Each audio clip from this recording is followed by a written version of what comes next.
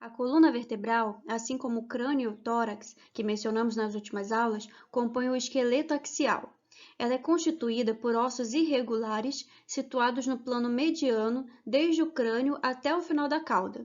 Esses ossos são as vértebras, e é sobre a união que existe entre cada uma dessas vértebras que vamos falar na aula de hoje, que é a aula de artrologia da coluna.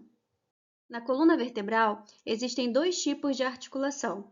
A cartilaginosa, portanto semi-móvel, situada entre os corpos vertebrais, que é o disco intervertebral, e a articulação do tipo sinovial, que permite maior mobilidade, presente nas superfícies entre os arcos ventrais, por exemplo. As articulações entre o crânio e a coluna vertebral são responsáveis pelo movimento da cabeça.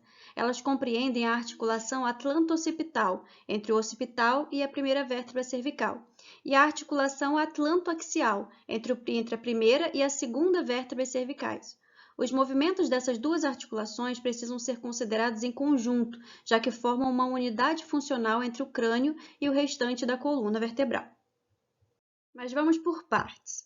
A primeira articulação da coluna é entre a parte caudal do crânio, no caso o osso occipital, e a primeira vértebra cervical, que vocês também já conhecem, que é o atlas. E por isso, essa articulação recebe o nome de articulação atlanto-occipital. As superfícies articulares dessa articulação, ou seja, as superfícies desses ossos que estão em contato, são os côndilos do occipital e as fossas craniais articulares do atlas. Os únicos movimentos possíveis são flexão e extensão.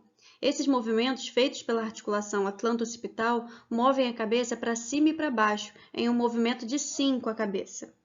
As superfícies articulares nessa união entre o crânio e o atlas são envoltas por uma cápsula articular própria. Os lados dessa cápsula são reforçados por duas lâminas individuais e prolongadas de tecido fibroso, que são as membranas atlanto-occipitais dorsal e ventral.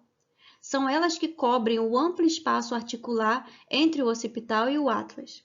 Além disso, vários ligamentos sustentam funcionalmente essa articulação, que são os ligamentos laterais. E como já mencionamos no slide anterior, o formato da face articular restringe o movimento entre o atlas e o crânio para flexão e extensão, apenas no plano sagital.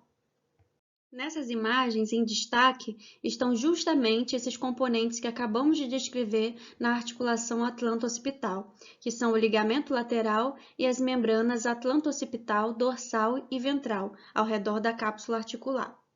A segunda articulação da coluna vertebral é a articulação atlanto-axial, que é sinovial e classificada como trocoidea ou pivotante, pois é composta por um segmento em forma de pino encaixado em um anel. Assim, um osso faz pivô ou rotaciona sobre o outro. No caso, essa articulação é formada pelo dente do áxis e sua cavidade correspondente no atlas.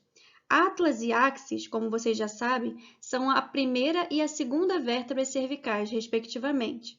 Os movimentos dessa articulação são limitados pelo dente do áxis, que faz com que os dois ossos se movimentem de forma única. O único movimento possível é a rotação, que permite então um movimento lateralizado, como se estivesse negando com a cabeça ou movimentando para os lados, como nesse gif aí da vaca poderosíssima. As superfícies articulares são envolvidas por uma cápsula articular comum, de maneira que é formada apenas uma cavidade sinovial. Geralmente, fibras colágenas estão reforçando essa cápsula, por meio de membrana atlanto-axial dorsal, além do ligamento do mesmo nome, que é o ligamento atlanto-axial dorsal. O dente do áxis é sustentado por ligamentos adicionais, de forma variável dependendo da espécie animal. Em ruminantes e no equino, a cápsula articular é reforçada ventralmente pelo ligamento atlanto-axial ventral.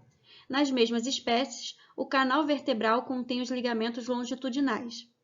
Em suínos e carnívoros, o ligamento transverso do atlas amarra o dente ao atlas, o que impede movimentos inadequados do dente do áxis em relação ao canal vertebral e, ao mesmo tempo, protege também a medula oblonga de lesões mecânicas fatais. Nessas imagens, mostrando para vocês em destaque esses ligamentos que acabamos de mencionar, localizados na articulação entre o atlas e o áxis. E quando por alguma razão os ligamentos dessa articulação e os seus outros componentes não são suficientes ou eficientes para manter os ossos em contato, pode ocorrer o que chamamos de subluxação atlantoaxial, que é uma instabilidade da articulação entre essas duas primeiras vértebras cervicais, como o próprio nome diz, atlas e axis. Os sintomas são variáveis, podem oscilar desde apenas rigidez cervical até quadros de paralisia, já que, como sabemos, como falamos previamente nessa aula, o único movimento possível nessa articulação é a rotação, ou seja, movimentos para os lados. Isso significa que o movimento de flexão entre esses dois ossos é anormal e pode ter consequências graves, já que entre eles, passando por dentro do forame vertebral, está a importante e frágil medula espinhal, que é a porção alongada do sistema nervoso central. Na subluxação atlantoaxial, o dente do ápice pode realmente ferir a medula espinhal, causando sintomas os mais diversos possíveis, dependendo do grau de luxação e do acometimento da medula.